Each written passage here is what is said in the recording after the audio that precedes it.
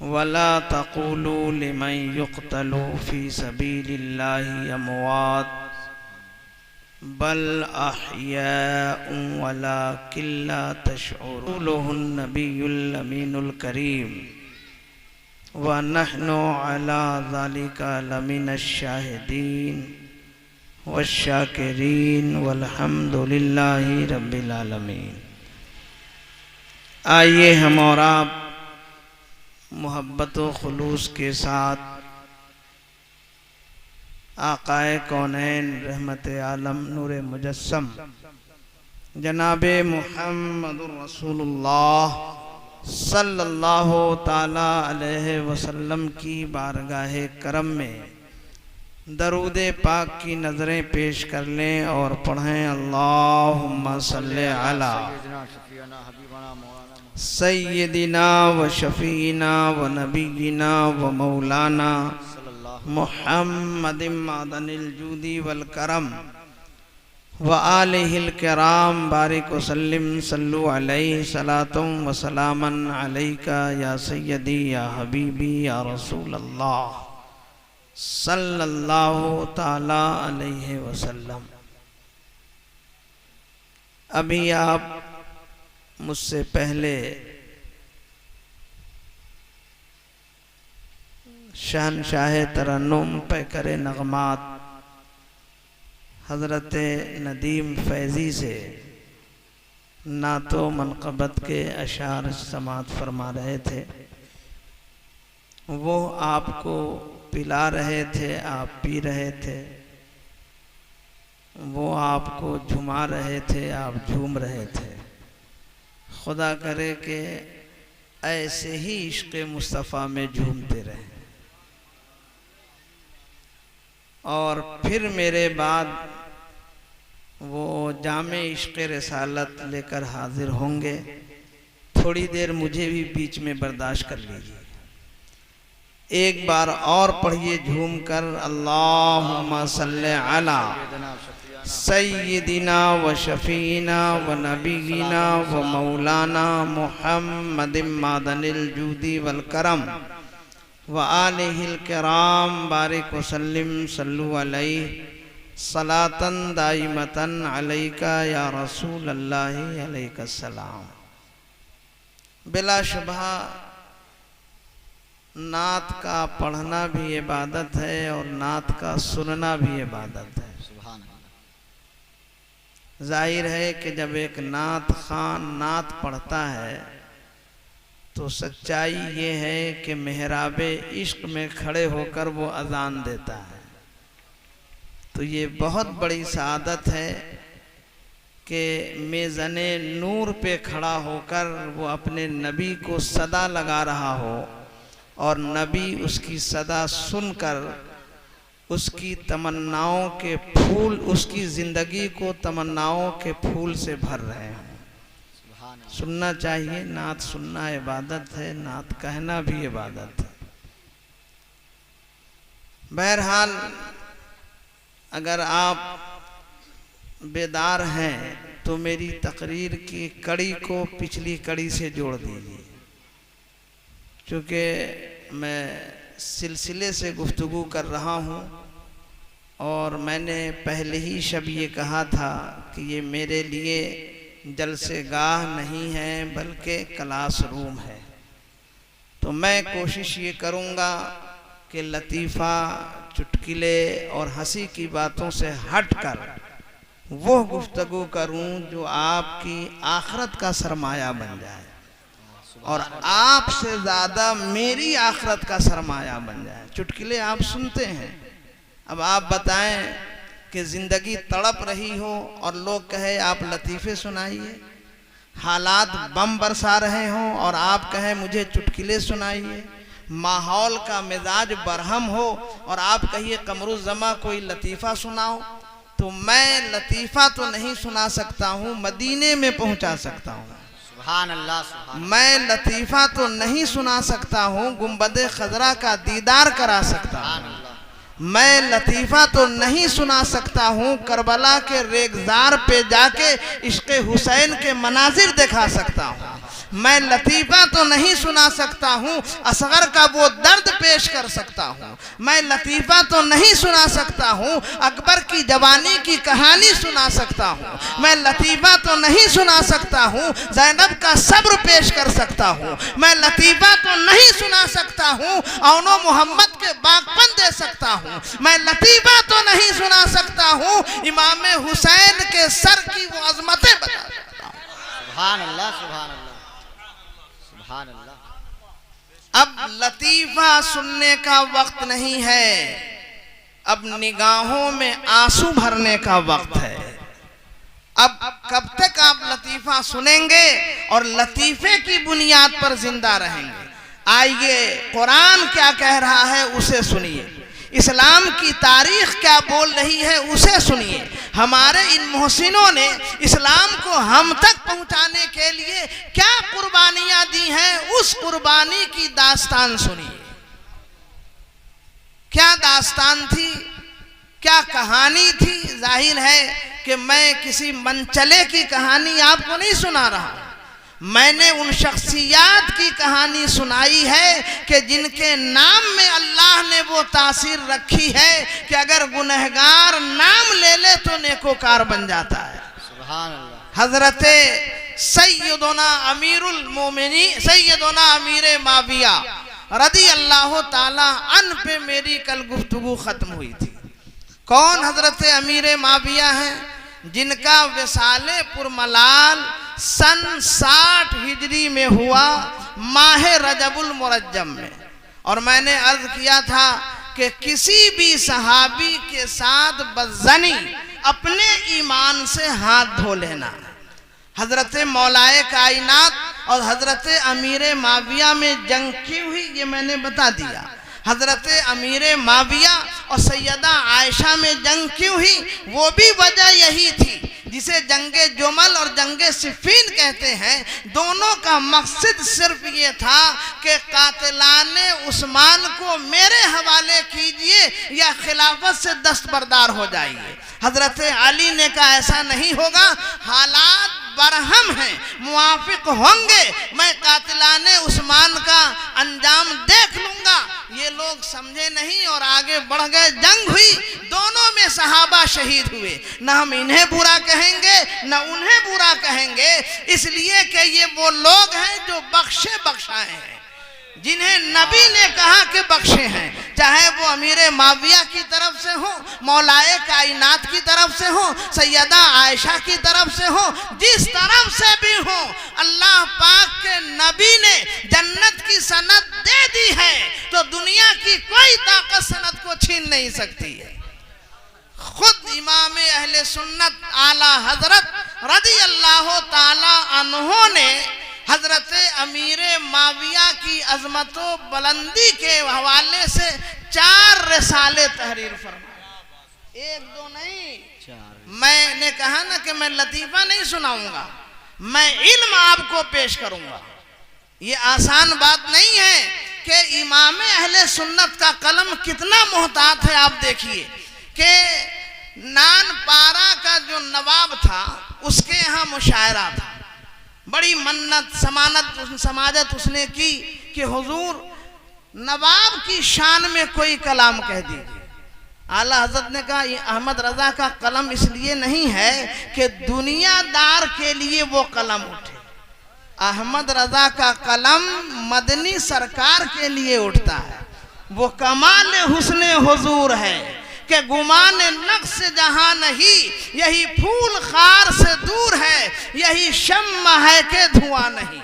और मक्ता सुनिए, करूं मध अहले दोवल रजा, दोवल दौलतमंद की जमा, दौलत की जमा दोवल, तो दौलतमंदों की तारीफ करना ये अहमद रजा का शेवा नहीं है।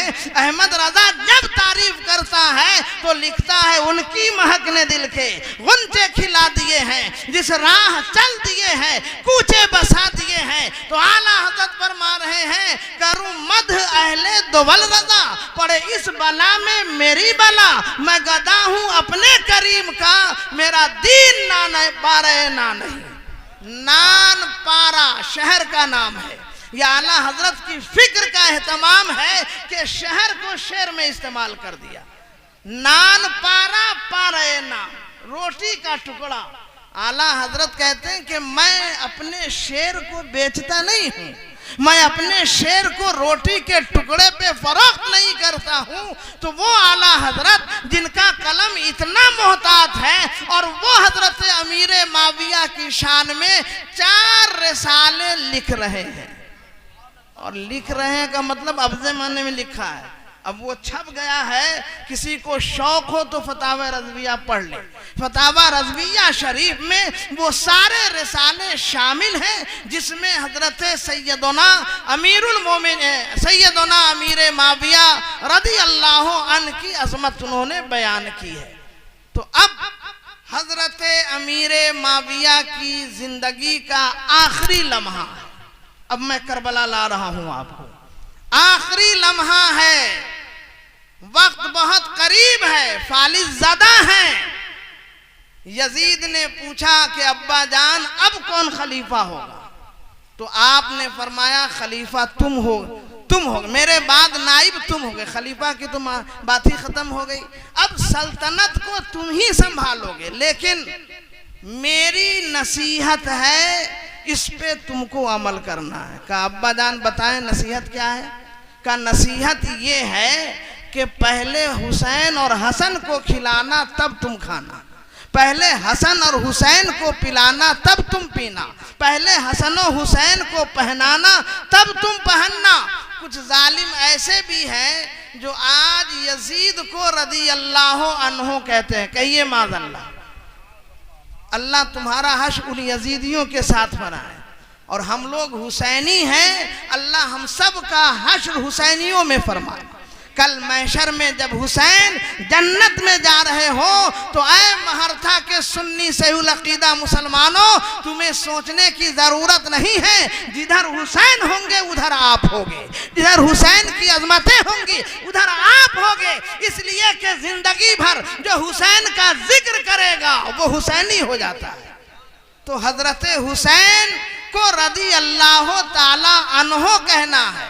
लेकिन यजीद, वो तो कमबख्त यहाँ से चला गया, मैं नाम नहीं लूंगा, आप समझ जाएंगे, जो तड़ी पार हो गया मुल्क से, उसने भी कहा था यजीद रहमतुल्लाह अलैह, और ये भी उसने कहा मादल्ला के यजीद हक पर है। नहीं, कभी हक पर नहीं। उसने एक हदीस पेश की कि कुस्तुनिया वाली हदीस है, मेरे नबी ने इरशाद फरमाया कि जंगे कुस्तुनिया में जो शरीक हुआ वो जन्नती है। लिहाजा यजीद जंगे कुस्तुनिया में शरीक था, वो जन्नती है। उसने हदीस समझी नहीं है। हदीस समझने के लिए किसी यूनिवर्सिटी में नहीं पढ़ना होगा, हदीस समझने के लिए बरेली शरीफ जाना होगा। हदीस शरीफ समझने के लिए ताजुल शरिया की बारगाह में जाना होगा। हदीस शरीफ समझने के लिए सरकार सुरकाही के आस्थाने पे हाजिरी देनी होगी। हदीस शरीफ समझने के लिए अल्लाह के वली और आलिमे दीन की बारगाह में हाजिरी देनी होगी। तो आप समझेंगे कि हदीस का मतलब क्या है। तो कुस्तुनिया की जो हदीस है कि मेरे आका ने इरशाद फरमाया कि जो उसमें सिपह सालार होगा वो जन्नती है। तो यजीद कब पैदा हुआ? 25 हिजरी को। और कुस्तुनिया की जंग कब हो रही है? एक रिवायत ये है कि 45 और 46 हिजरी में जंग हुई। तो उस जंग में हजरत खालिद इब्ने वलीद के शहजादे हजरत अब्दुर्रहमान उसके सिपह सालार थे। और 49 या 50 में जो जंग हुई है उसमें यजीद शामिल था। और मेरे आका ने फरमाया जो पहले जंगे कुस्तुनिया का सिपह सालार होगा वो जन्नती है। गोया नबी यजीद को नहीं, हजरत खालिद इब्ने वलीद के शहजादे अब्दुर्रहमान के बारे में फरमा रहे हैं। तो अब आपने ये समझ लिया कि यजीद बागी था। किसका? इस्लाम का बागी था, शरीयत का बागी था, कुरान का बागी था, नबी की हदीस का बागी था, इस्लाम के तकद्दुस का। जब हजरत अमीर माविया रदी अल्लाह अन्हु विसाल फरमा गए तो इसने एक खत लिखा मदीने में। पहली बार उसने हुक्मनामा जारी किया। कहाँ? मदीना पाक। और मदीना पाक में कौन थे? हजरत इमाम हुसैन थे। कौन थे? उसने खत लिखा। उस वक्त मदीने के गवर्नर हजरत उकबा बिन वलीद थे, ये उसके गवर्नर थे। तो खत लिखा कि ऐसा करो, सब अभी तुमको इत्तला नहीं मिली है, अमीर माविया का इंतकाल हो गया है, अब मैं ये हुक्मनामा जारी कर रहा हूँ कि सबसे पहले अब्दुल्लाह बिन जुबैर, अब्दुल्लाह बिन उमर और हुसैन इब्ने अली से कहो कि वो मेरे हाथ पे बैत करें, और अगर वो बैत नहीं करते हैं तो उन्हें या तो गिरफ्तार करके रखो या कत्ल कर दो। ये किसने आर्डर भेजा? यजीद ने। अब यजीद कैसा जालिम था मैं बताऊंगा, कितना बड़ा जालिम था। ऐसा हुआ, उसने जब ये कहा तो उकबा बिन वलीद जो थे उन्होंने कहा ये मैं नहीं कर सकता हूँ, ये जलीलुल कद्र सहाबा के शहजादे हैं। एक तो हजरत उमर के शहजादे अब्दुल्ला हैं, एक हजरत जुबैर के साहबजादे अब्दुल्ला हैं, और एक मौलाए कायनात अली मुर्तज़ा रज़ी अल्लाह अन्हु के शहजादे हजरत हुसैन हैं। और इनके खून से अपने हाथ को रंगना ये ईमान से हाथ धो लेना है, लिहाजा ये मैं ऐसा नहीं कर सकता। लेकिन आपने ऐसा जब नहीं किया तो सहाबी रसूल एक हैं नोमान बिन बशीर, वो भी गवर्नर थे, उनसे कहा गया कि आप ऐसा कीजिए। का नहीं, ऐसा नहीं कर सकता। हाँ, इतना ज़रूर है कि उसको अब तक ये जाहिर नहीं किया जाए, बल्कि धीरे धीरे बात ये बताई जाए कि यजीद अब अपने बाप का जानशीन हो गया है, चुनांचे उसके हाथ पर बैत की जाए। लेकिन वो ऐसा शर्री है कि उसके हाथ पे बैत जायज़ नहीं है, ये हजरत नुमान बिन बशीर ने कहा। और जब इन लोगों की ये बात हुई तो उसमें कौन था? उसमें था मरवान बिन हिकम। ये वही मरवान बिन हिकम है जिनके बारे में नबी ने फरमाया कि ये गिरगिट है और गिरगिट का बेटा है। मरवान जब पैदा हुआ तो उसके बाप हिकम ने उसको गोद में लेकर नबी की बारगाह में पहुंचा और उसने कहा कि हुजूर ये मरवान पैदा हुआ है, तहनीक फरमा दीजिए। तहनीक के मतलब होते हैं कि कोई अहम शख्सियत, बुजुर्ग शख्सियत चबा करके खजूर बच्चे के मुंह में डाल दे, इसको बोलते हैं तहनीक। हम लोग ये करते नहीं, करना चाहिए। कोई बुजुर्ग हो तो अपने बच्चे को ऐसा करना चाहिए, दाहिने कान में अजान दिलवाना चाहिए, बाएं कान में तकबीर करवाना चाहिए, जैसे मेरे नबी ने हसन और हुसैन के साथ किया था। तो अब इसने जब ये कहा तो नबी ने फरमाया नहीं, वो मैं नहीं कर सकता। तो जिसे नबी ने ठुकरा दिया, किसको? मरवान को और उसके बाप हिकम को।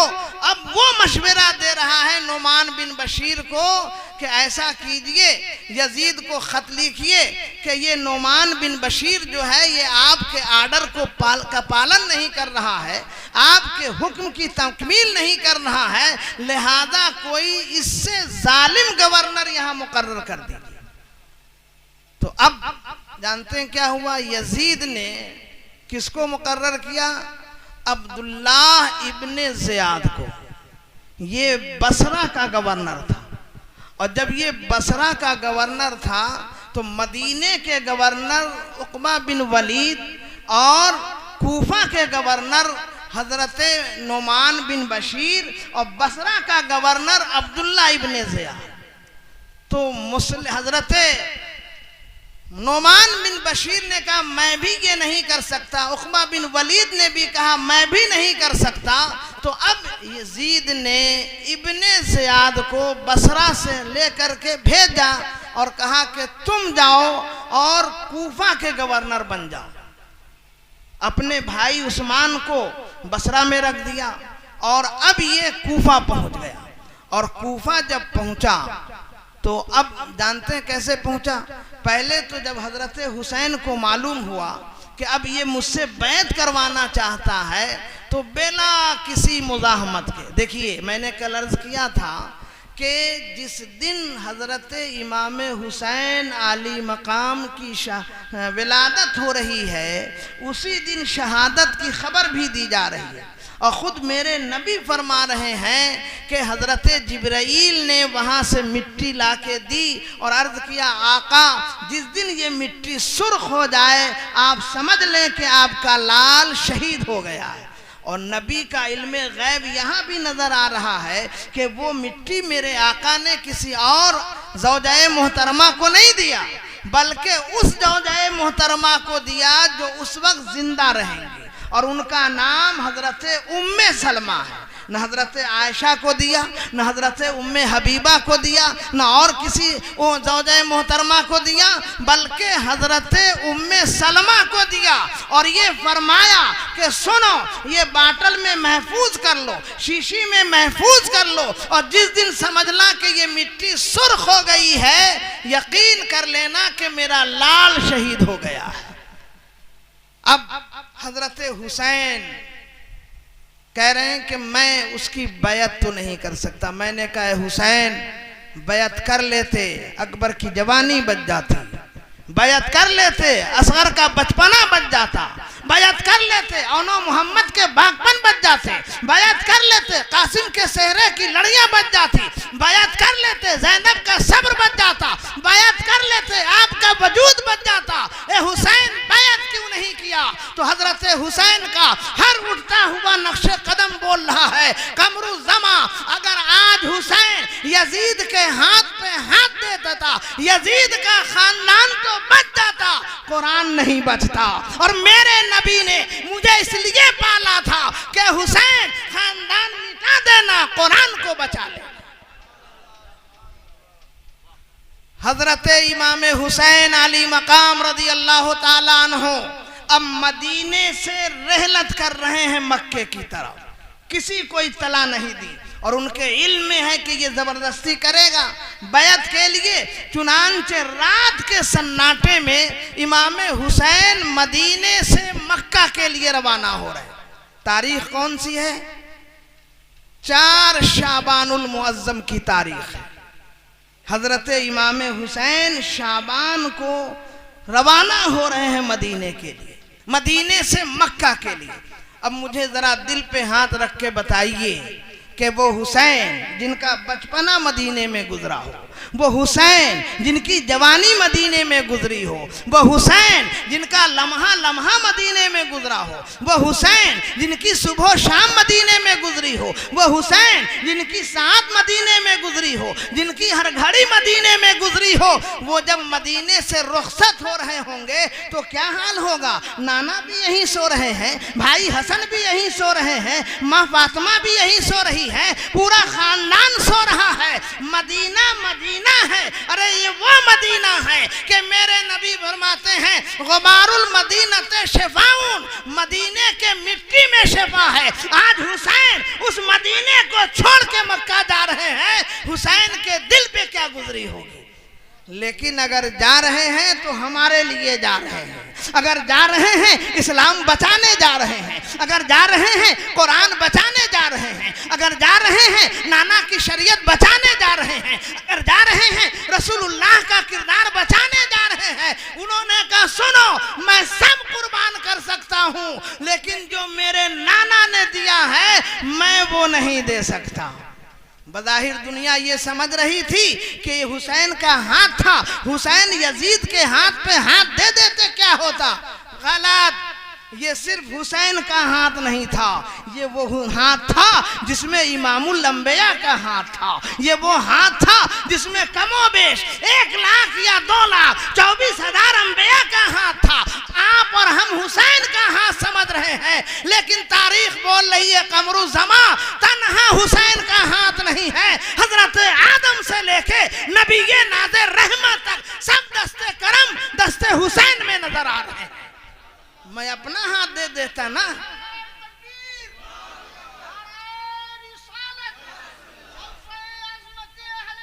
हाथ होता मगर इस हाथ में हजरत इब्राहिम का हाथ है, इस हाथ में हजरत नूह का हाथ है, इस हाथ में हजरत मूसा का हाथ है, इस हाथ में हजरत ईसा का हाथ है, इस हाथ में हजरत यूसुफ का हाथ है, इस हाथ में इमामुल अंबिया का हाथ है। इसलिए सब दे सकता हूं, अपना मुबारक हाथ नहीं दे सकता।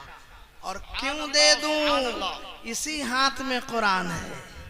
क्यों दे दूं? इसी हाथ में दामने मुस्तफा है। क्यों दे दूं? इसी हाथ में अर्शे इलाही का पीलर है। तो जिस हाथ में इतनी अजमतें हो, नापाक हाथ में नहीं दे सकता। चले मेरे हुसैन, कहाँ चले? मदीने से मक्का। यकीनन नाना की बारगाह में हाजिर हुए होंगे। नाना जान देखिए, आपका हुसैन मदीने से मक्का जा रहा है, जहाँ की मिट्टी से मोहब्बत, जहाँ की हवा से मोहब्बत, जहाँ के फजा से मोहब्बत, जहाँ के जर्रों से मोहब्बत, अरे जहाँ के सहरा और जंगल से मोहब्बत। ऐसा सहरा और ऐसा जंगल है मदीने का कि दुनिया के जितने गुलशन हैं, जितने चमन हैं, मदीने के सहरा पे निसार है। पूछिए ना उस्ताद ज़मन क्या बोलते हैं, आला हजरत के मझले भाई क्या कह रहे हैं? खारे सहराए नबी, पाँव से क्या काम तुझे। खारे सहराए नबी, सहरा माने जंगल, खार माने कांटा। खारे सहराए नबी, पाँव से क्या काम तुझे। आ मेरी जान, मेरे दिल में है रास्ता तेरा। ऐ मदीना, जहाँ तेरे सीने पे कांटा उगा है, वो कांटा नहीं है, जन्नत के गुलाब से बेहतर है। सुभान अल्लाह, सुभान अल्लाह, सुभान अल्लाह। और वो हुसैन इतनी खूबसूरत जगह, इतनी बाबरकत जगह, इतनी मोहतरम जगह, जिसकी किस्मत पे अर्श भी झूम रहा हो और जिसके मुकद्दर पे काबा भी नाज कर रहा हो, उस जमीन को छोड़कर हुसैन मदीने से मक्का जा रहे हैं। और मक्के में पहुंचे और पहुंचने के बाद सहाबा के साथ जिंदगी गुजार रहे हैं। जैसे ही मक्के में पहुंचे, अब कूफा से खत आना शुरू हुआ। एक खत आया, दो खत आया, 53 खत आ गए। और 53 ही नहीं, तारीख ये बता रही है कि 360 खतूत इमाम हुसैन के नाम कूफियों ने भेजे। अब जाहिर है अब ये जाने के लिए तैयारी कर रहे हैं। सहाबा ने कहा कि हालात अच्छे नहीं हैं, माहौल बरहम है, और आप वहाँ जा रहे हैं कि हजरत अली जब मैदाने से जंगे सिफीन तशरीफ ले जा रहे थे तो गुजर रहे थे। जब करबला में पहुंचे तो बेज़ब कतार, जारो कतार रोने लगे कि अली क्या हुआ? कहा यही मेरा लाल शहीद होगा। हजरत अली को भी मालूम, मेरे नबी को तो मालूम ही, हजरत अली को भी मालूम है कि मेरा लाल यहीं शहीद होगा। तो मैदाने जंग में सिफीन में जाने से पहले जब मकामे तिफ में पहुंचे, जिसे आज हम करबो बला कहते हैं, कहा कि यहीं मेरा लाल शहीद होगा और यहीं मेरे लाल का खून बहेगा। इस मैदान में आया हूं तो हुसैन याद आ गए हैं। वहां सोचिए जरा, करबला जाना है, सबको मालूम है, सारे सहाबा जान रहे हैं कि हुसैन तन्हा है और यजीद के साथ लश्कर है, कुचल देगा। लेकिन हजरत हुसैन के सामने ये खतूत थे, अगर खत ना मिलता तो ना जाते, लेकिन खत ये कह रहा है कि आना है। अब अगर नहीं जाते तो कल कयामत में जवाब देना होता कि हुसैन जब आप नहीं आए हैं तब मैंने यजीद के हाथ पर बैत की है। ये कहते ना लोग, तो ये तो हजरत हुसैन की गिरफ्त की बात थी। इसलिए हजरत हुसैन अब काबे से, मक्के से करबला, कूफा करबला जा रहे हैं। 300 खतूत मिले हैं।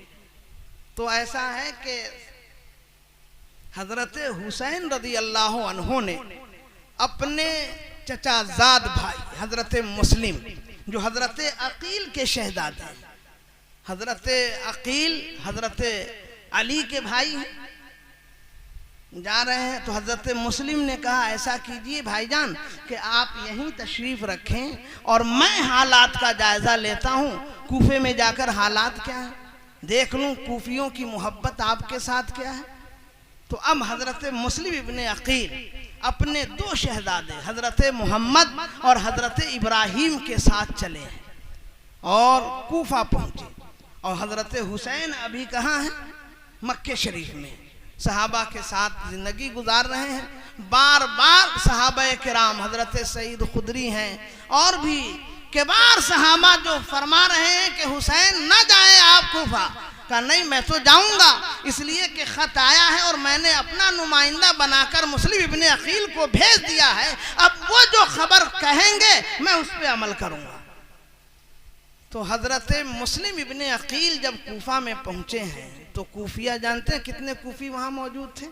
एक रिवायत ये है कि 12,000 कूफियों ने आगे बढ़ के आपका इस्तकबाल किया और एक रिवायत ये है कि 32,000 कूफियों ने पहुंचकर आपका इस्तकबाल किया। बहरहाल जो भी हो पहुंच गया इमाम मुस्लिम।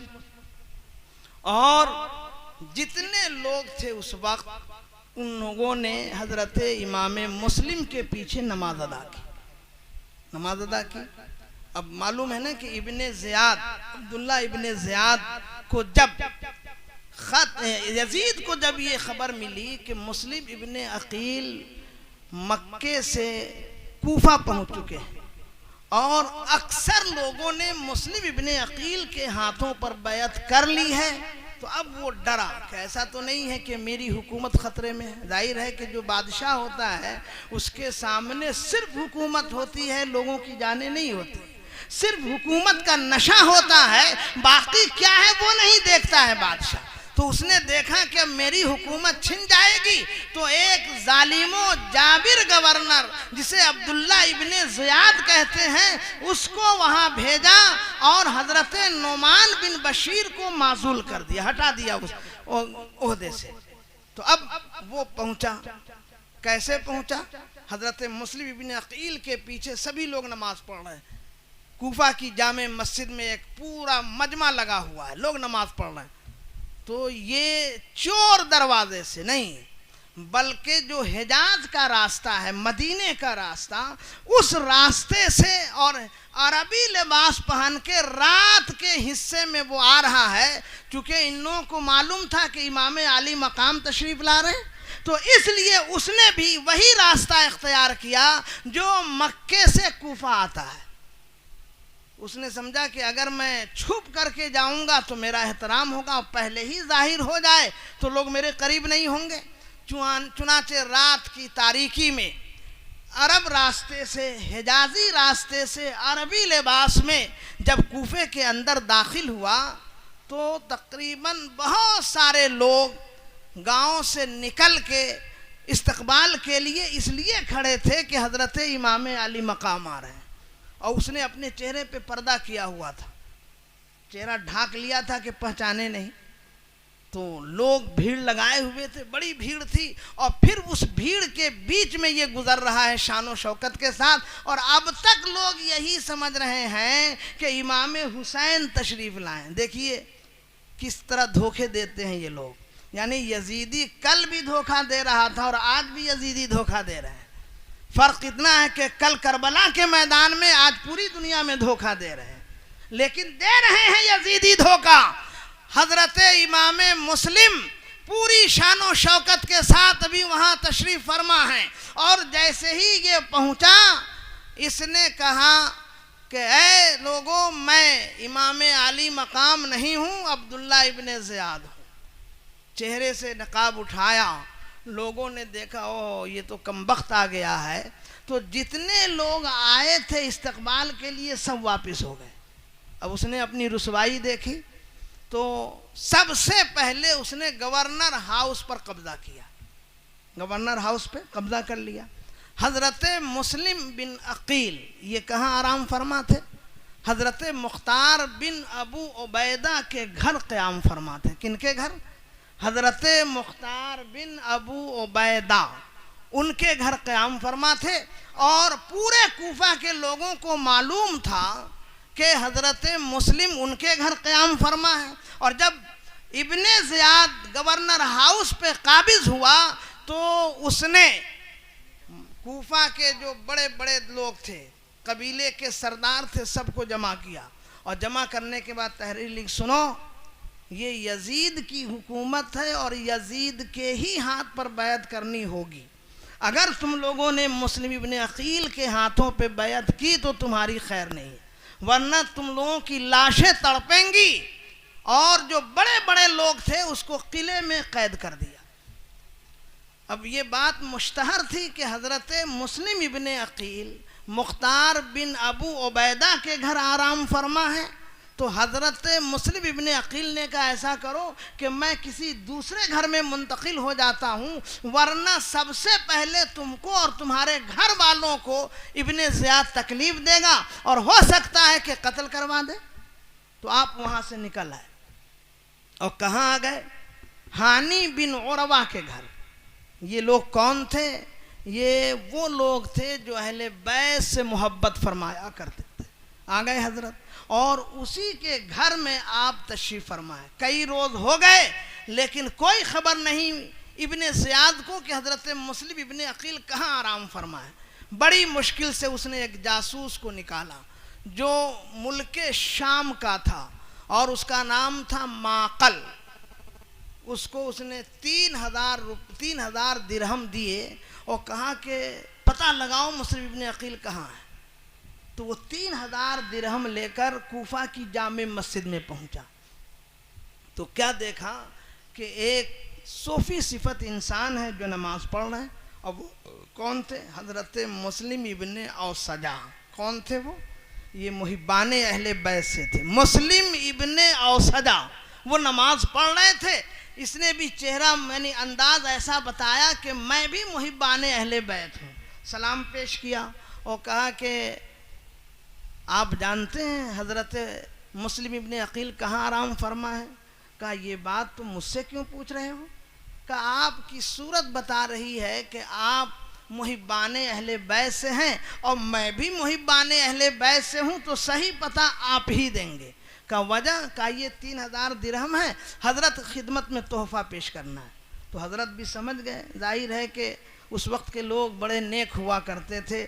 आज ना दिल में न जाने क्या क्या भरा होता है। वो कल के लोग थे, बड़े संजीदा, बड़े खुश अखलाक, किरदार में तहारत, निगाहों में पाकीज़गी, ख्याल में अज़मतें, ये सारी चीज़ें उनकी ज़िंदगी का एक अहम हिस्सा थी। इसलिए वो दूसरों को निगाहे बद से नहीं देखा करते थे, जब भी देखते तो निगाह अच्छी करके देखा करते थे। देखा कि हमारा ही आदमी है। और हज़रत मुस्लिम इब्ने औसजा को मालूम था कि हज़रत मुस्लिम इब्ने अकील कहाँ तशरीफ़ फरमा है। कहा चलो मैं ले चलता। अब ले गए। उसने बड़ी मोहब्बत से पहले हज़रत की खिदमत में 3000 दिरहम पेश किए, हाथ पांव चूमा और कहा हुजूर मैं आपका खादिम हूँ और मैं आपसे मिलने आया था, खिदमत में ये पेश करने आया था। चला गया। लेकिन अब रोज़ाना उसका मामूल रहा 2-3 दिन तक कि वो आता था और दिन भर बैठकर ये सुनता कि यहाँ बातें क्या होती हैं। ये सारी बात इब्ने ज़ियाद को पहुँचाता। रिपोर्टर, जासूस बन गया था, जासूस था वो। सारी बातें वहाँ पहुँचाता। बिल आखिर मुस्लिम इब्ने अकील को इब्ने ज़ियाद ने क्या किया? गिरफ्तार करवाया। उसे खबर हो गई कि हानी बिन उरवा के घर ये तशरीफ़ फरमा है। तो हानी से और इब्ने ज़ियाद से पहले मोहब्बत थी, तो बड़ा पहले सहमा, डरा, खौफज़दा हुआ कि मेरा दोस्त है, कैसे मैं उसके घर पे छापा मारूं। लेकिन बात चूँकि यजीद की थी, आर्डर हो चुका था कि तुम्हें गिरफ्तार करना है, तो अब उसने पहले हानी बिन उरवा को बुलाया कि तुम यहाँ आओ।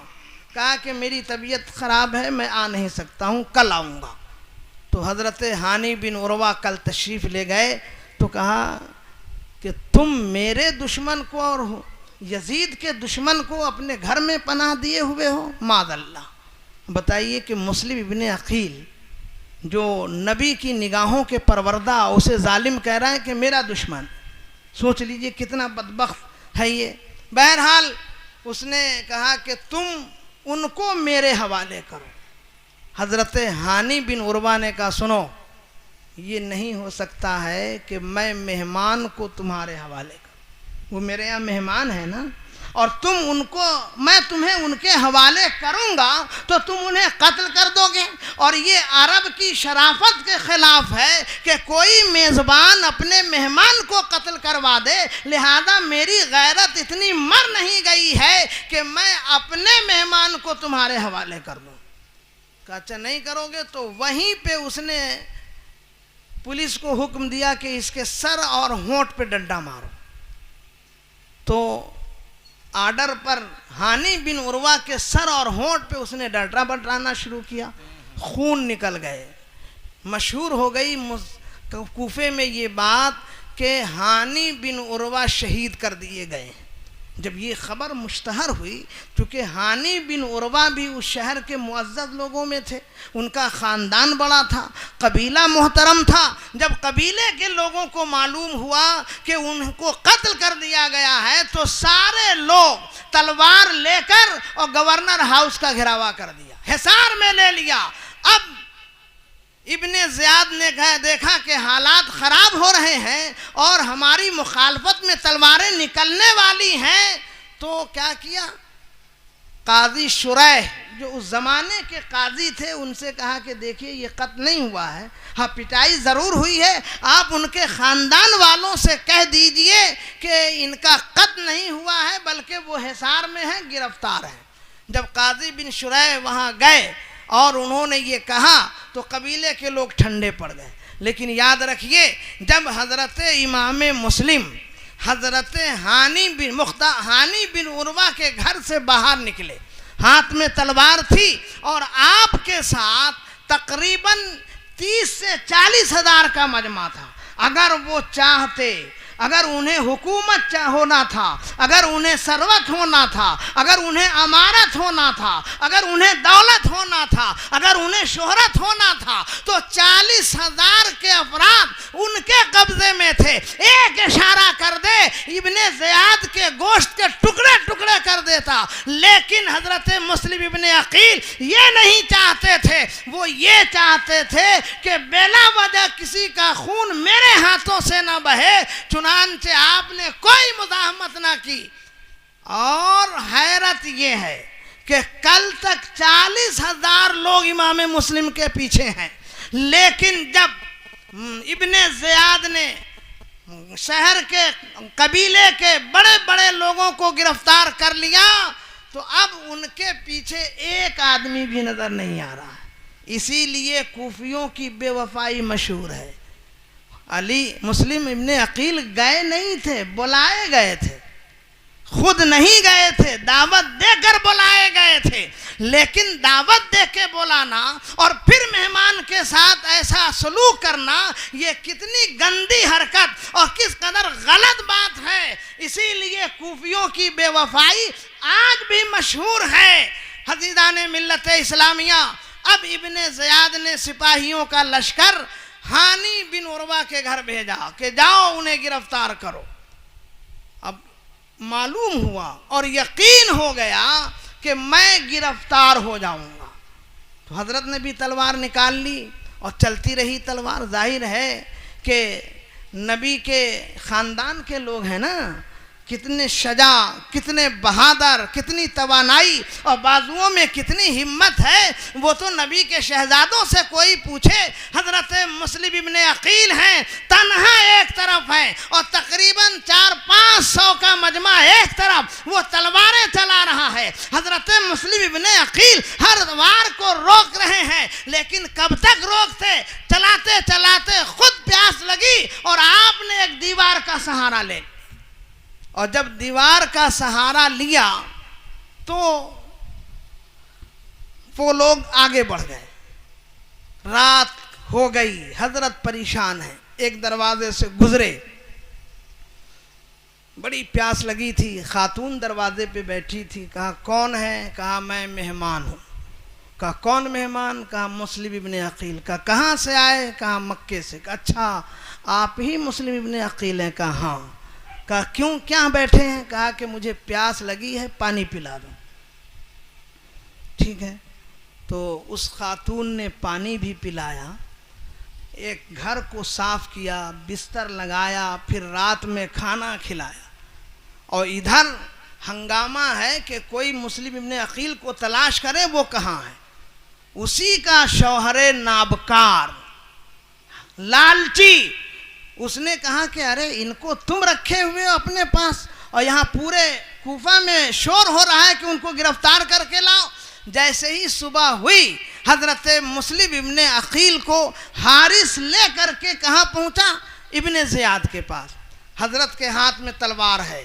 कहा कि अब मैं आपको अमान देता हूँ, आप तलवार छोड़ दीजिए। तो अरब का ये तरीक़ा था कि अगर कोई अमान का जुमला इस्तेमाल कर दे तो अब उस पर हमला नहीं कर सकता है। अमान का जुमला इस्तेमाल कर दे तो उसे गिरफ्तार नहीं कर सकता है। अमान का जुमला इस्तेमाल कर दे तो उसे कत्ल नहीं कर सकता है। जैसे ही हजरत इमाम मुस्लिम ने सुना कि ये अमान दे रहा है, यहाँ भी वो कूफी आपके साथ धोखा कर रहे थे, जैसे कहा अमान दे रहा हूँ, हजरत मुस्लिम बिन अकील रदी अल्लाह अन्हुमा ने अपनी तलवार कमर से खोल के नीचे रख दी। और जैसे ही नीचे रखी, जालिमों ने आपके दोनों हाथ पुष्ट पे बांध दिए। और जब पुष्ट पे बांध दिए तो आपको यकीन हो गया कि अब मेरी ज़िंदगी का आखिरी लम्हा है। गए हजरत कहाँ, इब्ने ज़ियाद के पास, गवर्नर हाउस। उसने कहा कि इस वक्त दुनिया में सबसे बदतर तुम हो। हजरत ने फरमाया, इब्ने ज़ियाद आखरत की फ़िक्र कर, बता तेरा कोई नाना मोहम्मद अरबी है? वो मेरा नाना है। बोल तेरी कोई नानी खदीजतुल कुबरा है? वो मेरी नानी है। बोल तेरा कोई भाई हसन है? वो मेरा भाई है। बोल तेरा कोई बाबा अली है? वो मेरा अली, मेरा बाबा है। और तू कहता मुझसे बदतर कोई नहीं? अरे तुझसे बदतर इस दुनिया में कोई नहीं है। गवर्नर के सामने ये तेवर, ये जुरात, ये हिम्मत, ये शजात, ये बहादुरी और ये तमतराक अगर हो सकता है तो नबी के घराने का ही हो सकता है। दुनिया की कोई ताकत ऐसी गुफ्तगू नहीं कर सकती है, ये नबी के घराने वाले ही ऐसी गुफ्तगू करते हैं। बहरहाल बात रही, तलवारें चलती रहीं। आखिरी ये हुआ कि हजरत इमाम मुस्लिम को गवर्नर हाउस की छत पे ले जाकर के शहीद कर दिया गया और आपके सरे मुबारक को छत से जमीन पे डाल दिया गया। इन्ना लिल्लाहि व इन्ना इलैहि राजिऊन। जिस दिन इमाम मुस्लिम शहीद हुए 3 ज़िलहिज्जा सन 60 हिजरी है। कितनी तारीख है? 3 ज़िलहिज्जा सन 60 हिजरी है। तो जिस दिन इमाम मुस्लिम शहीद हो रहे हैं, शहीद होने से पहले जब आपके पीछे लोगों ने नमाजें पढ़ी थी, आप मुतमईन हो गए थे और आपने ख़त लिख दिया था, भाई हुसैन हालात अच्छे हैं, आप आ जाइए। तो जब इमाम मुस्लिम का ख़त पहुंचा तो सरकार इमाम आली मकाम अब कूफा आने के लिए तैयार हुए। वो तारीख कौन सी थी? जिस दिन इमाम मुस्लिम शहीद हो रहे हैं उसी दिन हुसैन मक्का से कूफा चल रहे हैं। जब आपको शहीद किया जा रहा है उससे पहले वो रो रहे थे। गवर्नर ने कहा बस हो गया, जुर्रत ख़त्म, अब देख रहे हो कि जान पे आ पड़ी है तो रोने लगे। फौरन तेवर बदल के बोला, खामोश, मैं इसलिए नहीं रो रहा हूं कि तुम्हारी तलवार मेरी तलाश में है, मेरी जान जाने वाली है। नहीं, अरे मुस्लिम की एक जान क्या, अल्लाह हजारों जाने अता करे तो दीन के नाम पे कुर्बान होता चला जाऊंगा और शहादत मेरे कदमों को चूमती चली जाए। सुभान अल्लाह, सुभान अल्लाह। मैं इसलिए तकबीर, नारे रिसालत, जलसे अज़मत अहले बैत, नारे तकबीर, नारे रिसालत। 3 ज़िलहिज्जा सन 60 हिजरी है और इमाम मुस्लिम इब्ने अकील शहीद हो गए। इन्ना लिल्लाहि व इन्ना इलैहि राजिऊन। अब आपके 2 शहजादे हजरत मोहम्मद और हजरत इब्राहिम बड़े प्यारे थे, साथ नहीं छोड़ रहे थे। कहा बाबा जान जहाँ आप जाएंगे वहाँ हम जाएंगे। तो अब जाहिर है कि नाज के पाले हैं। कहा ठीक है चलो। तो उनको साथ लेकर कूफा आ गए थे। खुद तो दुनिया से चले गए, अब उनका क्या आश होगा। लेकिन ये भी फिक्र नहीं है हज़रत मुस्लिम को कि मेरे बच्चों का क्या होगा। उन्हें फिक्र है तो कुरान की है, उन्हें फिक्र है तो हदीस की है, उन्हें फिक्र है तो नाना की शरीयत की है, उन्हें फिक्र है तो इस बात की फिक्र है कि सब कुर्बान हो जाए, मेरे नाना जो दीन लाए हैं वो दीन बच जाए। सुभान अल्लाह, सुभान अल्लाह। हज़रत मोहम्मद और हज़रत इब्राहीम। अच्छा, वहाँ कूफा में ये थे किसी घर में, और जब ये घर में थे तो मुहिब्बाने अहले बैत ने देखा कि ये भी शहीद कर दिए जाएंगे। चुनांचे अपने बच्चे से कहा कि सुनो, ये अभी एक काफिला मदीना जाने वाला है, इन नन्हे नन्हे बच्चों को उनके साथ लगा दो। तो उनका लड़का इन दोनों बच्चों को लेकर चला, कुछ दूर तक चला और बताया कि देखो वो जो गर्द उड़ रही है, वो गुबार उड़ रहा है, वही काफिला है, जाके शामिल हो जाओ। बच्चे थे दोनों, लड़खड़ाते कदम से चल रहे हैं।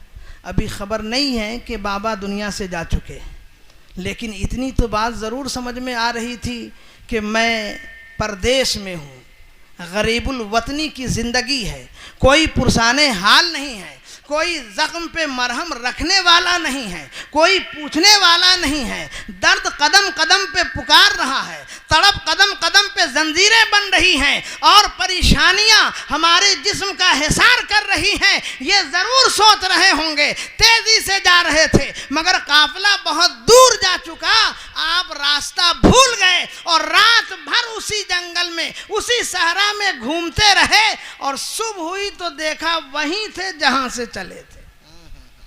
ये भी आजमाइश है। इसीलिए मैं कहता हूं, कोई एक होगा जो अपनी जान देगा इस्लाम के लिए। ये तन्हा हुसैन का घराना है जिसने 6 माह के बच्चे को भी इस्लाम के लिए कुर्बान कर दिया, और सिर्फ 6 माह के बच्चे को नहीं, खैमा में आग लगा दी गई। हजरत ज़ैनब की चादर ततहीर को सर से यजीदियों ने खींच ली है, वरना हम और आप होते हैं कम से कम अपने ख़वातीन की इज्जत का भी एहतराम करते हैं। मगर हुसैन ने यह भी नहीं सोचा कि मेरे बाद खैमे का क्या होगा, बची हुई जानों का क्या होगा। बस नज़र में एक ही बात थी, ए परवरदिगार, ये जो कुर्बानियाँ दी जा रही हैं सिर्फ तेरे काबे की अजमत के लिए और कुरान की सरबलंदी के लिए। सुभान अल्लाह, सुभान अल्लाह।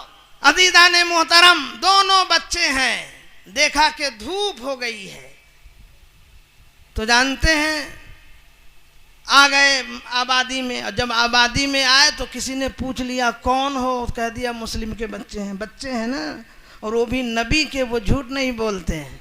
आज का बच्चा तो झूठ बोलता है, नबी का बच्चा झूठ नहीं बोलता। कहा कि मैं मुस्लिम इब्ने अकील का बच्चा हूँ। इतना कहना था कि फिर गिरफ्तार कर लिए गए, और गिरफ्तार करके जेल में डाल दिए गए।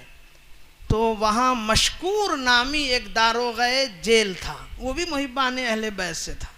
सुभान अल्लाह, सुभान अल्लाह। बेशक उसने कहा ये नन्हे नन्हे बच्चे मुस्कुराएं तो फूल झड़े, पेशानी से नूर बरस रही है, होंठ हो जैसे गुलाब की पनखड़ियाँ मुस्कुरा रही हों, जिस्म ऐसा है जिससे नूर बरस रहा हो, अदा ऐसी है जिससे किरदारे मुस्तफ़ा के उजाले बरस रहे हों, ज़िंदगी पे कदम कदम की अजमतों के वो फूल खिला रहे हैं कि पूरी दुनिया उस फूल की खुशबू महसूस कर रही है। और इन शहजादों को शहीद किया जाएगा, ऐसा नहीं होगा। मशकूर ने कहा अपने बेटे से, सुनो, रात के हिस्से में इनको उस मंजिल तक पहुंचाओ, और एक ख़त लिखा, कहा कि आप वहां तक पहुंचा दो और इन्हें आगे का रास्ता बता दो, और ये कादसिया पहुंच जाएं। कहाँ? कादसिया। और कादसिया पहुंच करके ये मेरा ख़त दे देना, वहाँ जो कोतवाल है वो मेरा भाई है, तुम्हें बहिफाजत मदीना पहुंचा देगा। सुभान अल्लाह, सुभान अल्लाह। तो अब ये दोनों बच्चे और मशकूर नामी शख्स ने अपने बेटे के साथ भेजा, लेकिन जब मुकद्दर में शहादत हो तो दुनिया छीन नहीं सकती है। सुभान अल्लाह, मुकद्दर में शहादत थी। हजरत मुस्लिम इब्ने अकील के दोनों शहजादे, हजरत मोहम्मद और हजरत इब्राहीम, फिर चले। रात भर चलते रहे लेकिन कोई फायदा नहीं पहुंच सके मंजिल पर, नहीं पहुंच सके कादसिया, नहीं पहुंच सके अपने इलाके में। रात भर चलते चलते वहीं आ गए जहां से चले थे। देखा धूप हो गई है तो पेड़ पे चढ़ गए, पेड़ पर साए में। शाम हुई तो एक खादमा आई पानी निकालने के लिए, तो उसके अंदर देखा 2 तस्वीरें हैं जो झिलमिला रही हैं, और ऊपर नजर की तो देखा नूर के 2 धारे हैं जो बह रहे हैं। का शहजादे मालूम हो रहा है कि तुम बहुत बड़े घर के हो, तुम बहुत अजीम खानदान के हो। तुम्हारा चेहरा बोल रहा है, तुम्हारी पेशानी बोल रही है, जिंदगी की अदाएं बोल रही हैं, हयात का बागपन बोल रहा है, निगाहों का तकद्दुस बोल रहा है, पेशानी की हया बोल रही है कि तुम कोई और नहीं हो, बड़े अजीम घर के हो। कौन हो तुम? सहमे हुए, खौफज़दा, हिरासा, डरते डरते कहा कि हम लोग मुस्लिम इब्ने अकील के शहजादे हैं। कहा कि चलो मेरी आंचल में छुप जाओ। खादमा ने दोनों शहजादों को अपनी आंचल में छुपाया और अपने मालकन के पास लेके आई। कहा कौन है ये नूर वाले चेहरे, इतनी हसीन सीरत, इतनी हसीन सूरत, इतना खूबसूरत चेहरा कौन है? कहा कि ये मुस्लिम के शहजादे हैं। कदम को चूम लिया, कदम को चूम लिया। कहा खादमा सुन, तूने बहुत बड़ी नेमत मेरे घर में ला रख दी है, इसकी वजह से मैं तुम्हें आजाद करती हूँ। खादमा आजाद हो गई और मुस्लिम के दोनों शहजादों को लेकर अंदर गई। बाल उलझे हुए थे, कपड़े इधर से उधर हो गए थे, चेहरे से गुबार से चेहरा अटा हुआ था। दोनों शहजादों को नहलाया, कपड़े पहनाया, सशानों में कंघी किया, बालों और जुल्फों में कंघी की, तेल लगाया, इत्रो अंबर में बसाया और एक रूम में महफूज कर दिया, सुला दिया। वक्त हुआ दोपहर का, खाना खिलाया। फिर रात हुई, फिर बच्चों की खबर ली और खाना खिलाने के लिए गई। उसका शौहर भी पागल था, हारिस नाम था। वो रात को थका मादा आया। बीवी ने पूछा ये चेहरे पे तुम्हारी परेशानी के आसार हैं, वजह क्या है? कह रहे तुमको नहीं मालूम? का क्या हुआ? कह रहे मुस्लिम के 2 शहजादे हैं ना, उनको अगर गिरफ्तार करके ले जाएंगे तो इब्ने ज़ियाद बहुत बड़ा इनाम देगा। का इसलिए तुम फिर मारे फिर रहे हो? अरे कम वक्त कहीं के, जहन्नम तुम्हें याद नहीं है?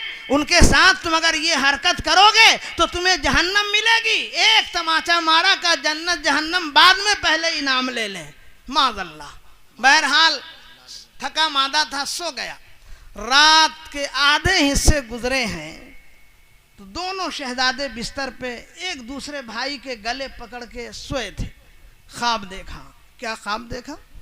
ख्वाब ये देखा कि हजरत मुस्लिम इब्ने अकील नबी की बारगाह में हाजिर है और आक़ाए कौनैन फरमाते हैं कि मुस्लिम, तुमने मेरे शहजादों को कहाँ छोड़ दिया है?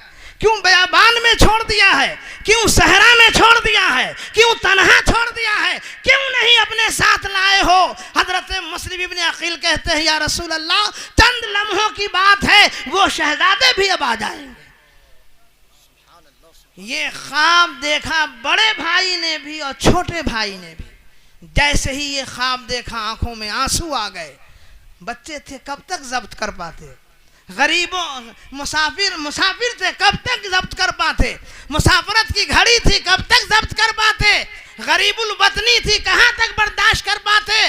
उबल गए, आंखें आंसू बरसाने लगी। सावन भादों की तरह शोर आवाज आई, वो कमबख्त जग गया। कहा कि वहाँ कौन रो रहा है? कहा वो तुम्हारे घर में नहीं, किसी और के घर में। कहा ना, अपने ही घर में कोई बच्चा रो रहा है। अब उसने ज़बरदस्ती अपनी बीवी को उठाकर और उसे के दरवाज़ा खोला तो देखा कि वही बच्चे हैं। कहा कि अजीब कमबख्त हो तुम, कल से मैं परेशान हूँ और इसको तुम छुपा के रखे हुई हो। अरे इसी को तो मैं तलाश कर रहा था कि इसके बदले मुझे इनाम मिलेगा और तुम छुपा के रखे हो। जैसे ही उसने बाल पकड़ के घसीटना शुरू किया, बीवी आगे बढ़ी, कदम खींच लिया। कहा जालिम, तुम्हें खबर नहीं है, मैं जानती हूँ ये शहजादे कौन हैं। ये वही शहजादे हैं जिनके बालों से मुस्तफ़ा खेला करते थे। ये वही शहजादे हैं जिन्हें मुस्तफ़ा अपनी गोद में खिलाया करते थे। ये वही शहजादे हैं जिनकी पेशानी पे मुस्तफ़ा बोसा लेते थे, ये वही शहजादे हैं जिनके होठों को मुस्तफ़ा चूमा करते थे और तुम इनके बाल को पकड़ के घसीट रहे हो। मगर शकी था, बदबख्त था, जहन्नमी था, उसने कुछ नहीं सुना। बीवी को एक धक्का मारा, एक तमाचा मारा, वो दूर गिरी और इसको घसीटते हुए नहरे फुरात के करीब पहुंच गया। और नहरे फुरात पे पहुंच के अभी तलवार चलाना चाहता था कि फिर बीबी दौड़ते हुए पहुंच गया। अब तो रहम करो, जन्नत चाहते हो तो इसके अपने हाथ से इनके खून से अपने हाथ को मत रगो। लेकिन याद रखिए, जब दुनिया सवार हो जाती है, जब लालच और हिर्ज सवार हो जाती है तो उसे कुछ नजर नहीं आता है। यजीदियों के साथ यही ना हुआ।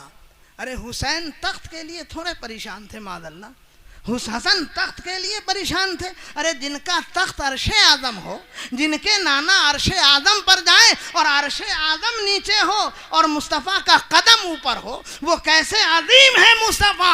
यही नहीं बल्कि मेरे नबी एक मकाम पे पहुंचे हैं जिसे दना फतदल्ला काबा कौसैन औ अदना कहते हैं। वहां मुस्तफ़ा पहुंचे तो रब की रहमत कहती है, नबी तुम वहीं रुको, अब मेरी रहमत तुमसे मिलने आ रही है। दना वतदल्ला के करीब पहुंच के मुस्तफ़ा रुक जाते हैं। नबी की रहमत मुस्तफ़ा से मुलाकात कर रही है तो जिसका नबी इतना अजीम हो उसे तख्त क्यों, उसका नबी इतना नाना इतना अजीम हो उसे हुकूमत क्यों चाहिए, जिसका नाना इतना मर्तबे वाला हो उसे अमारत क्यों चाहिए। अरे जो नबूवत का हामिल हो, विलायत बांट रहा हो, सदाकत बांट रहा हो, शजाअत बांट रहा हो, अदालत बांट रहा हो, करामत बांट रहा हो, हुल्लत बांट रहा हो, अजमत बांट रहा हो, रिफत बांट रहा हो, बुलंदी बांट रहा हो, उस नबी के नवासे को क्या कमी है।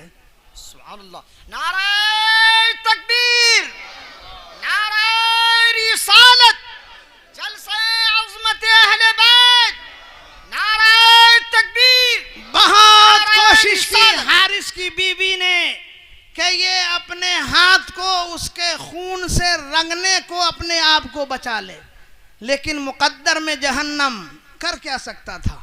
उसने तलवार उठाई और बाल पकड़ा, बड़े भाई पे हमला करना चाहा, छोटे ने कहा पहले मुझे ज़बह करो, ये नहीं देखा जाएगा कि मेरे सामने मेरा बड़ा भाई कत्ल हो जाए।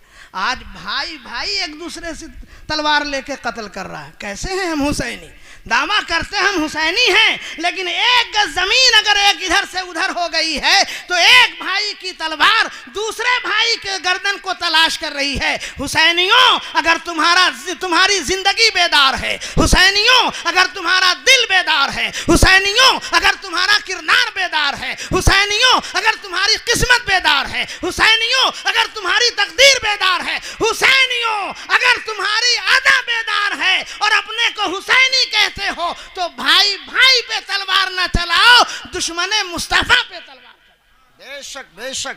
एक भाई पे तलवार चल रही है, दूसरा भाई कह रहा है पहले मेरे ऊपर चलाओ, मैं अपने भाई को अपने सामने ज़बा होते नहीं देख सकता।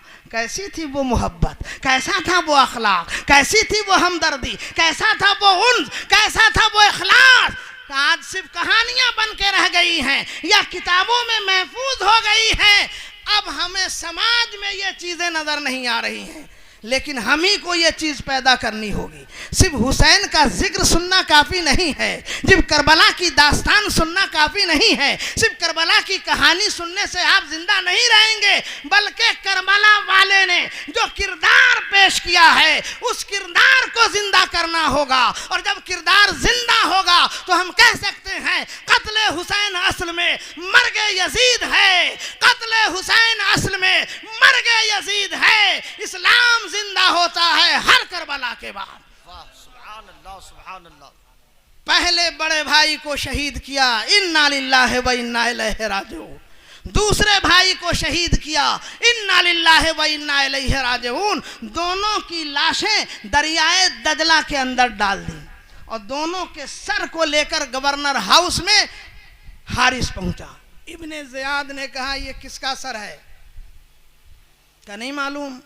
कहना कहा आपने ऐलान रखा था ना कि जो मुस्लिम के शहजादों के सर काट के लाए उसे इनाम दूंगा। कहा अच्छा, तुमसे ये कहा था मैंने कि सर काट के लाना है? मैंने ये कहा था कि उसको गिरफ्तार करके लाना है। अगर यजीद ने मुझसे मुतालबा कर दिया कि उन बच्चों के मेरे पास भेजो, तो अब मैं कहाँ से भेजूंगा? जल्लाद को बुलाया, कहा इसका सर जिस्म से अलग कर दो। कमा तदीन तो दान, जैसा करोगे वैसा पाओ। देखा लालच कितनी बुरी बला है, हिर्स कितनी बुरी बला है, तमा कितनी बुरी बला है कि एक नबी के शहजादों के साथ ऐसा किरदार किया, दुनिया में उसे सजा मिल गई। और ये तो कन्फर्म है कि जहन्नमी, इसमें कोई शक नहीं है। जितने यजीदी हैं सब जहन्नमी, इसमें कोई शक व शुबा की बात नहीं है। और अगर कोई शक करेगा तो जहन्नमी हो जाएगा बेशक। इसलिए कि इमाम आदम ने फरमाया कि ये सच है, मैं यजीद को काफिर नहीं कहूँगा, न काफिर कहूँगा न मुसलमान कहूँगा। हज़रत इमाम आदम ने खामोशी और सुकूत इख्तियार किया है, लेकिन उसके जहन्नमी होने में किसी को शक नहीं है।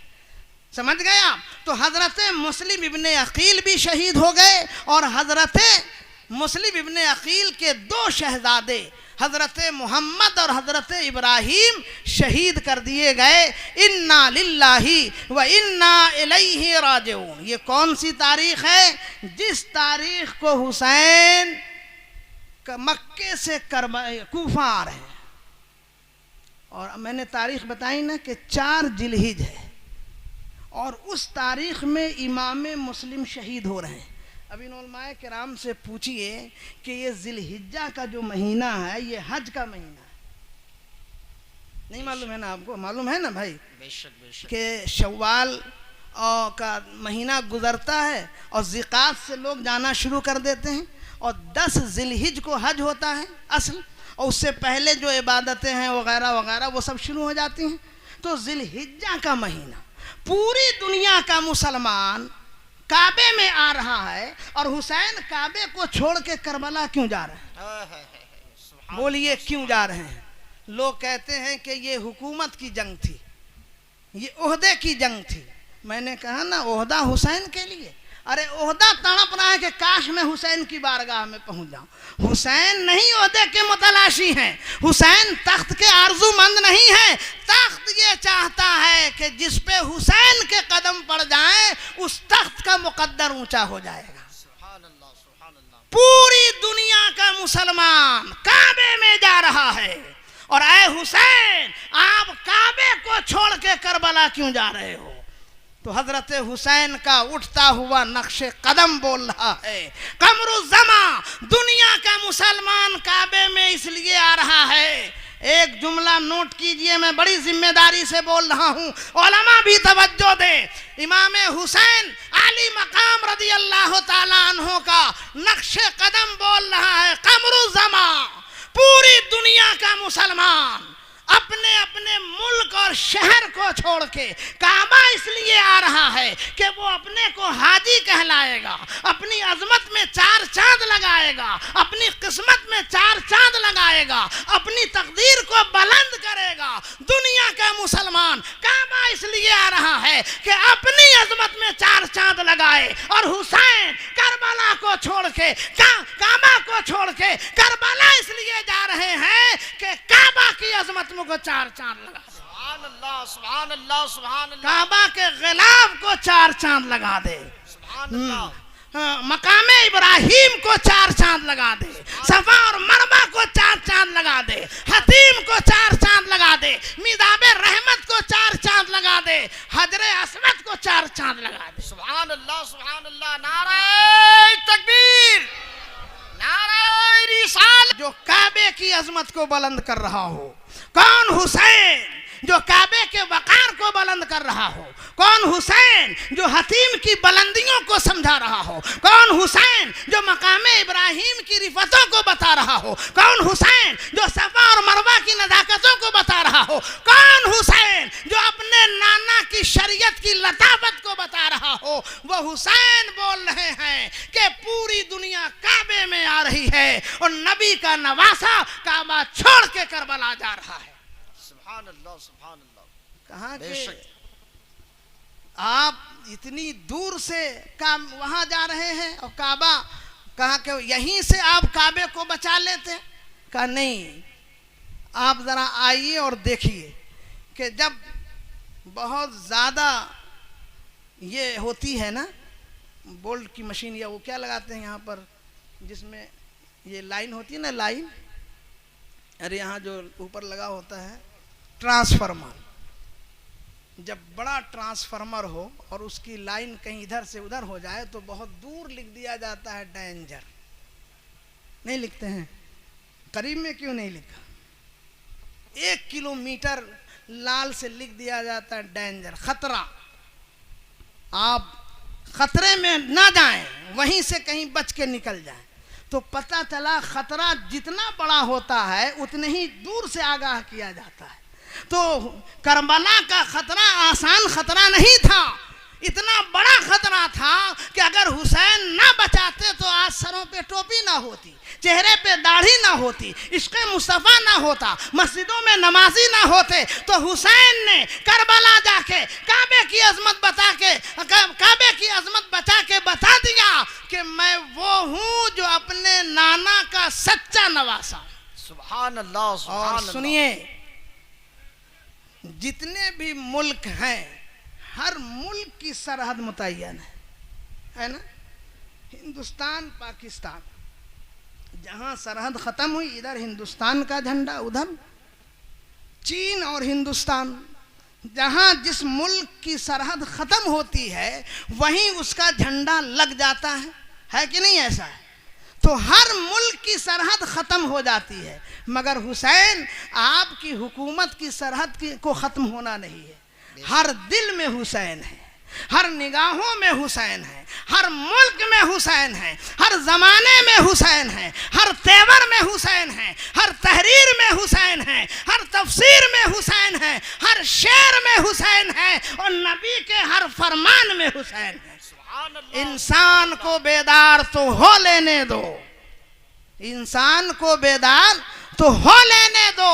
हर कौम पुकारेगी हमारे हैं हुसैन, हक है, हक हर है। कौम पुकारेगी हमारे हैं हुसैन। हर मुल्क की सरहद मुतय्यन है, मगर इमाम हुसैन की मोहब्बत की कोई सरहद नहीं है।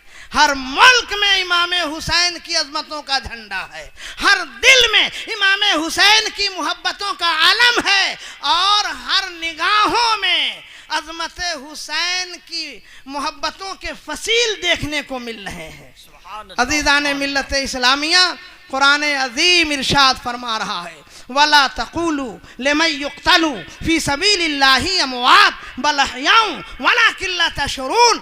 उन्हें मुर्दा मत कहो, मैं नहीं हूँ, कुरान बोल रहा है। फिर भी कहते हो नबी मर के मिट्टी में मिल गए, नहीं है। अरे जब वली और शहीद जिंदा है तो शहीद से दर्जों बुलंद नबी हैं और सारे नबियों से दर्जों बुलंद मुस्तफ़ा हैं। सल्लल्लाहु कुरान फरमा रहा है, तिलकर रुसुल फद्दलना बादहुम अला बाद व मिनहुम मन कल्लमल्लाहु व रफ़ा बादहुम दराजात।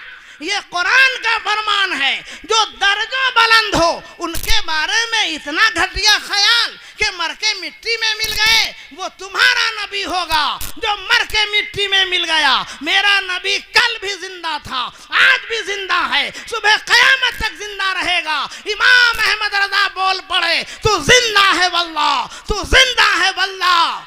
मेरी चश्मे आलम से छुप जाने वाले तो हुसैन भी जिंदा है। ये कुरान बोल रहा है, हर शहीद जिंदा है, ये कुरान का फरमान है। हर शहीद अपनी अपनी कब्रों में हयात की लज्जतों से आशनाई हासिल कर रहा है, ये खुदा का फरमान बोल रहा है। इंसान को बेदार तो हो लेने दो, हर कौम पुकारेगी हमारे हैं हुसैन, कल करबला चलेंगे।